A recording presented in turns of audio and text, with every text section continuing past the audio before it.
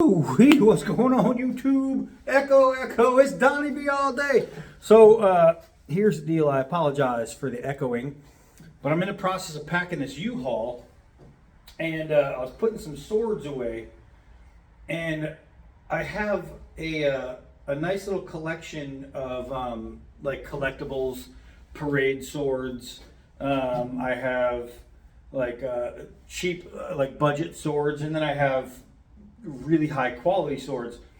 And when people are buying, you want to wonder kind of what's the difference between, like, if you're going to buy a sword online, let's say, and you've never seen it before, how do you know if it's going to be any good? And there's a couple things.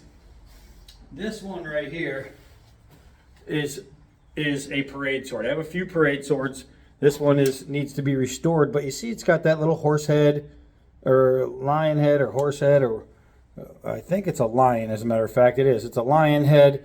And then you see this right here. This is what holds on the entire skinny sword.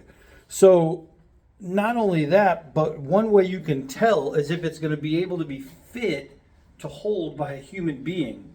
I can fit 3 fingers in this. So when you're looking at specs especially, you want to know, because you see this thing right here, that's supposed to go over the thumb webbing and protect that area. This one, it just kind of gouges in.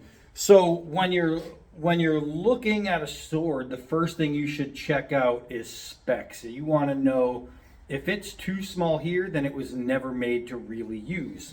So that's one little thing that you can tell by. And then another way to see a parade sword, like this one is my my Knights of Columbus sword.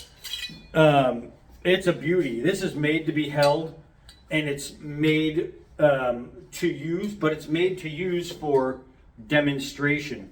It's really overly ornate. The blade is super light, but where this one separates itself from some others, and I'll show you, is this one, if it came down to it, could actually be used. It would be a strong enough sword for stabbing. And it is, you'll notice that the edges are definitely not even honed a little bit. So if you use this for stabbing, you'd be all right. You'd be able to get through flesh and whatnot. But you can tell the fact that this is an unsharpened sword, it is not made for any kind of swinging, right? One more. This is kind of like a cross between a decorative and a parade sword. This is a Masonic sword, and again, it's really heavily ornate. Now it fits the hand really well, but you'll notice that this edge, it's square. There's not even close to an edge. This one doesn't even have a point, so it's not even made for stabbing. So where the other one, the Knights of Columbus, comes to a really nice point, a good stabbing point, this one does not. So what tells me is that this is not more of a wall hanger, but because I can actually functionally grab the sword and I can use it for demonstrations, this would tell me that this is more of a parade sword, right? So always look at how the edges are done. So now you're going to get into like wall hangers, collectible swords. You're going to see these all over the place. This is another Masonic sword, and you'll see it's stubby and it's pretty, and that's all it is. The edge on here is also squared. There is no point. This one is not made for any kind of demonstration. It is made for a single purpose, and that is to hang on a wall and look really nice. So when you see them really, really beautiful and really, really shiny, but for some reason the measurements just don't line up, it's just made for looks, right? And now we'll get into one where the measurements do line up. We have a Gladius. Now this sword is a big, heavy Gladius. This will get around. What tells me that this isn't for any kind of hard use, besides the fact that it came with no edge, but it came with I know it's still a round point. The handle is completely plastic. So if I were to swing at all and hit anything, then what would happen is this would just shatter in my hand. Any kind of impact, it would shatter. This isn't used for display. It isn't used for practice. The weight is far, far too off. But if you see something like this, you'll know immediately that this sword is made for one thing and one thing only: hang in a wall, look pretty. So then you get swords that are inexpensive, but aren't made just to hang on a wall. Now, can I hang this on a wall? Yeah, this is a Cisco arming sword, right? This is not so bad. I put an edge on there because I wanted to use it, and I did. I did a video actually hard swinging this at some down tree limbs, and it performed very well. Now, what's going to separate something like this is it's going to come with a very mediocre edge, if any edge at all, but it's going to come with a partial heat treat. Some won't even be heat treated at all. And where you're going to really feel it is in the weight. The weight has no recovery, none. You're swinging and then you're going to catch up to it and you're going to pick it up and swing again. This thing is really heavy. The balance is poor. But can I use this if I really needed to get into a sword fight to defend myself? Yeah, let's say a bear breaks into my house. I'm going to be able to stab from a distance with a sword like this.